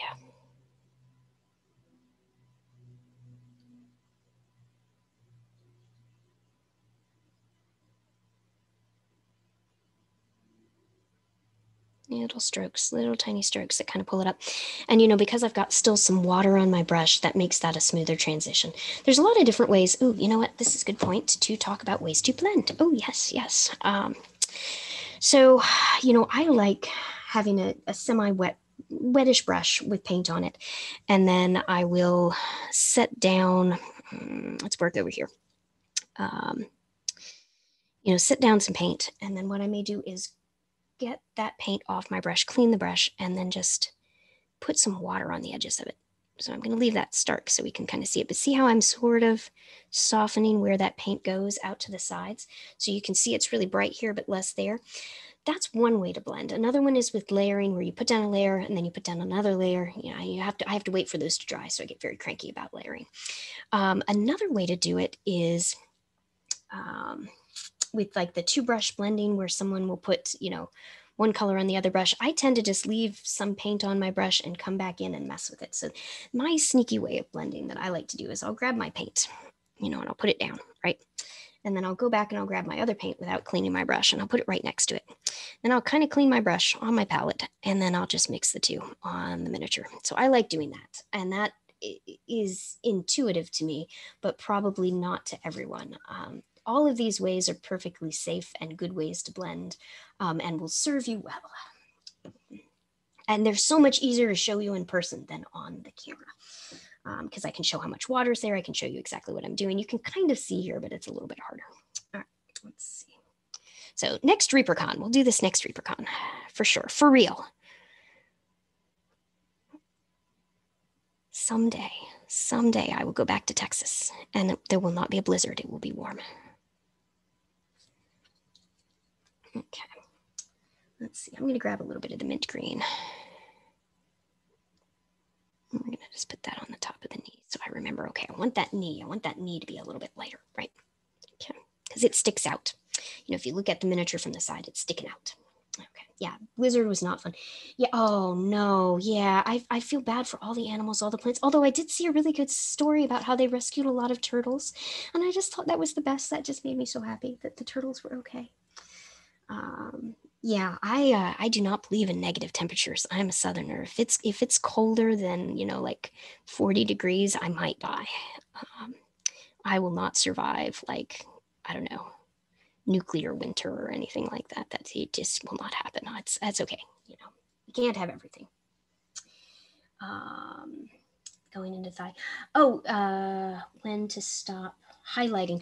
Okay, yeah, where would you stop highlighting the knee? Okay, so sometimes what I'll do is if I have any question about it, I'll actually go to photo references. Like I'll go to my browser and I'll pull up, you know, I'll Google knee anatomy, and then I'll look at a bunch of knees and I'll figure out, okay, where do the tendons come in? Where's the kneecap? You know, because the knee joint, you know, there's a bone here, right? There's a bone here, and then there's this little patella, this thing that sticks out. It's a sesamoid bone, a bone that's actually suspended in the tendon. So it's very, very light. There's white tendon around it, white bone, yellow bone underneath it, and it sticks way out. So some of it is really just looking at pictures, and each individual mini may be a little bit different, but you're going to have a shadow kind of up underneath that knee, like that. That's to kind of over exaggerate where that shadow is right there, as that tendon kind of comes along the side around that knee. Okay. So we'll go cartoony here for a minute. So we're going to make, you know, our little sesamoid bone here, right? We know that we would have a highlight on top of the thigh, right? Like that. Okay, we would, and I'm sorry to over exaggerate, but I feel like this is actually kind of helpful. And we know that this calf muscle, this gastroc muscle, is kind of round and it extends down in a tendon, right? To this point here. Okay. Okay. So I've got a highlight along there, right? So that, if you looked at it from a distance, kind of looks like the anatomy that I want, right? Now I would seriously have to refine it and do a lot of blending, but I know vaguely where my stuff kind of comes in. You've also got your muscles. There's also a tendon kind of that comes in back in here too, so there might be a little bit of a highlight there. Does that help a little bit in terms of the knee? Normally I don't do it like this because this is going to be really hard for me to blend because there's such a transition. Um, but that's okay. Because again, this is our practice mini. We're practicing, we're learning. So let's go back in and we're going to try to soften that up a little bit. There we go. There we go. Yep. Wet paint, wet paint. No, not wet paint. There we go. Grab a little bit more of that. Soften that up a little bit. Good.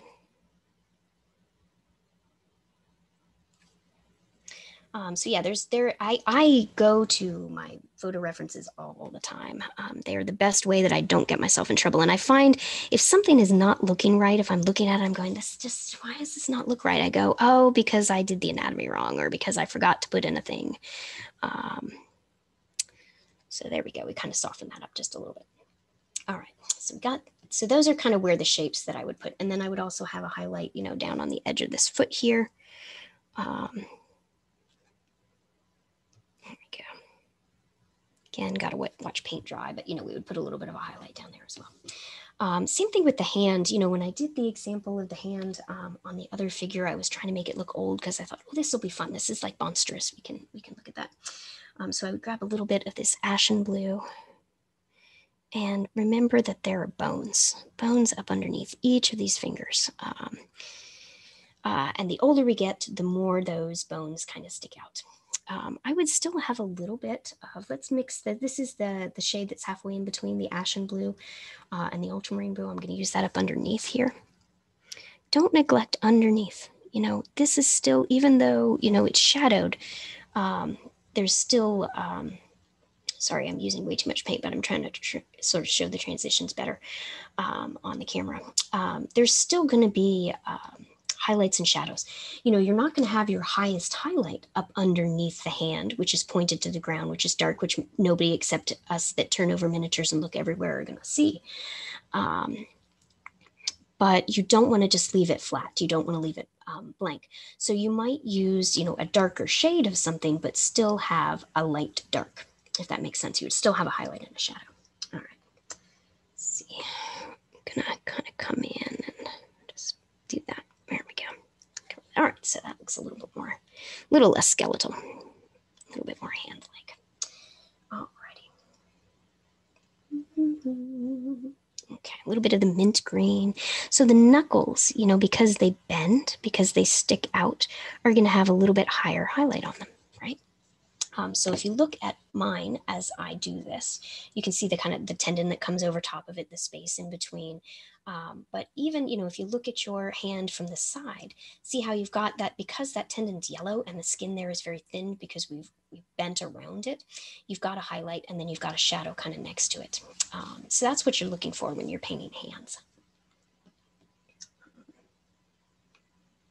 And again, we're using the same colors that we used on the face. So a little bit more mint green. Let's just carry that a little bit higher. There we go. My Fitbit is telling me that I've been inactive for too long. It is very angry with me right now. Here we go. This is a little bit of the fair skin. Let's just put that as a little highlight on that knuckle. Here we go. And let's say, depending on where you wanted your light coming from, you might have one knuckle brighter than the other. They don't have to all highlight up to the same point. That's one of the things that's really fun about painting, is not taking all of your highlights up as high as others helps to kind of show variation. And variation is fun. Variation occurs in nature. That's, a good thing. All right. So let's play with that arm a little bit too. Get a little bit of that mint green.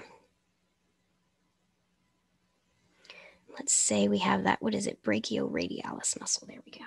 Kind of coming in on that side.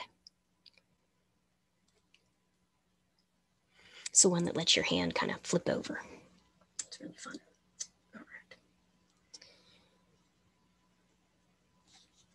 Grab a little bit of that ultramarine blue. And the reason I'm doing that is because I like wet blending. So I'm just going to kind of mix those together on the miniature. There we go. Okay, oops, sorry, I ran off the camera again. All right, so we've got a little bit, okay, focus, you can do this. Focus, focus, okay, it doesn't like me today. There it goes. All right, there we go. Getting in focus. All right, let's get a little bit of supinate. Yep, there you go. Yep, for sure.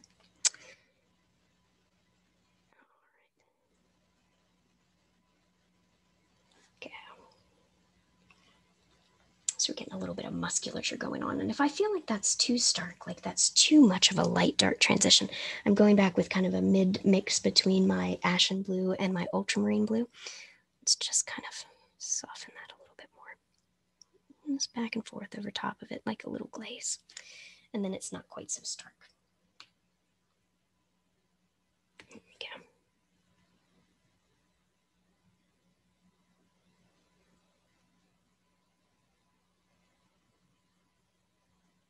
There we go. So I might, put a little bit of definition in there. I may not want to for her, to put too much. Depends on, how many arm days she skipped, whatnot. How much muscles you want to put in. Can't go wrong. It's always fun. Grab a little bit of that since I'm running out of my other one.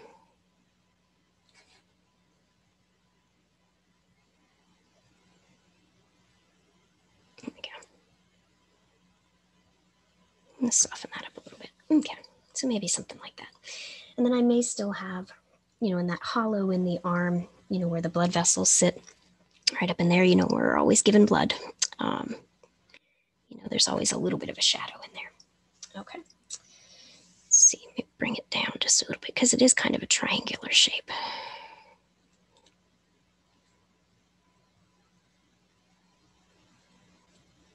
There we go. Maybe a little bit more of a highlight along in here. There we go. So that kind of defines that shape just a little bit better. Okay. All right. Let's see what else. Different ways to blend. We got the knee. Let's work more on the knee and the leg. There we go. That's a little bit of that mint green. Again, if I layer, I put just a little bit more over top. It just becomes a little bit lighter. Let's say we want a little bit more light up at the top here. Let's grab a little bit of our fair skin. Ooh, too much fair skin on my brush. No, no, no. There we go. Okay. Here we go. Just soften that up a little bit. Okay, so starting to look a little bit more like a knee. I gotta blend in so this isn't quite so dark here. There we go. So I want most of my shadow to be up under the knee. A little bit more of that ashen blue. Kind of coming in there. Sorry if I'm off screen again. There we go. Little feathering strokes. Grab a little bit more of my ultramarine ashen blue mix and just kind of come across that so it's just a little smoother. There we go. Okay, so that's just a little bit softer. All right, good, good, doing good, doing good. Clean my brush for just a second. All right, how are we doing on time? Are we doing okay? How'd we do? Should I leave it open for questions? Anything you guys want me to show you? Anything? Blues Clues moment. We'll pause. Did I lose everybody?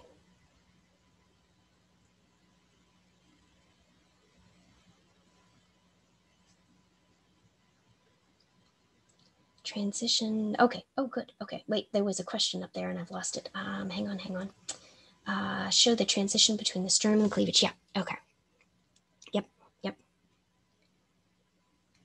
So I've got a light in here, and light down here, and then a little bit of a shadow there. There we go. Okay. what else? Scroll back down. Sorry, guys. Scrolly. Okay.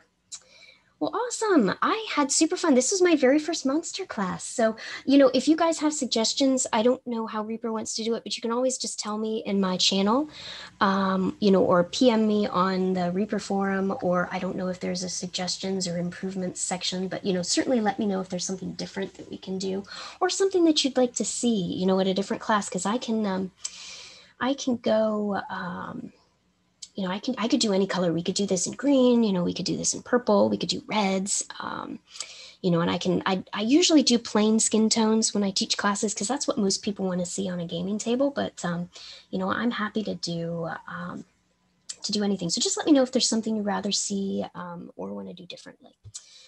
But yeah, this has been great. Yeah. I mean, there's so much natural variation in skin. I mean, we're all basic different colors of taupe, right? Or different colors of brown. So, even in monsters, we can play with what are our base skin tones that we think of in real life and just go from there. But I'll often go back to, just if you start with black and white, I could glaze over this in any color I wanted and I would still have my highlights and my shadows. So no matter what skin tone you paint, you're still going to have the highlights and the shadows in the same place based on what lighting you choose. And I usually just do top down. So, all right. Yay. Well, good. Thank you guys so much. I had so much fun. This is great. I will be teaching, let's see, I'm teaching tomorrow. What am I teaching? Black and white, which are not as scary as they sound. And then Sunday, I will be doing crystals. I'm really excited about the crystals class. It was one of the very first classes I took at my very first ReaperCon. So I'm very excited to try teaching it. So that'll be fun. Good. So yeah, thanks guys. I hope you learned a lot and had fun. Mostly, I hope you had fun because that's the best part of painting is having fun. So yay, good. All right. Any questions? Oh, badges. What am I supposed to do something with badges or? If you had an emoji, I don't think you had I one. didn't ask for one because I am new to Discord. Okay. But Erin does not have one. But if you find other ones around the convention, you guys can find them. But yeah, you did great, Erin. Yeah. Awesome. Thanks guys for coming. And I will see you. I'll get on Discord in a bit and I'll see you guys tomorrow too. Yay. All right. What do I do to make this thing? Okay. So you can just go to the poll and stop the poll. Oh, wait, I think I might have minimized the poll. That's fine. We're in no rush. Let me see if I control escape. Will that work? Nope, that didn't work. Okay. So, yeah. Oh, polls. If I click on it, I had end polling. Okay. Yes. Yes. I can computer. Okay. And then now find the record button and hit stop. Hit record button. It should have been on the same row. Oh, it was with the poll. Oh, wait, no. I think it was behind three dots, three little more buttons. More. Yes. Stop recording. Okay. Got it. Yes. I went to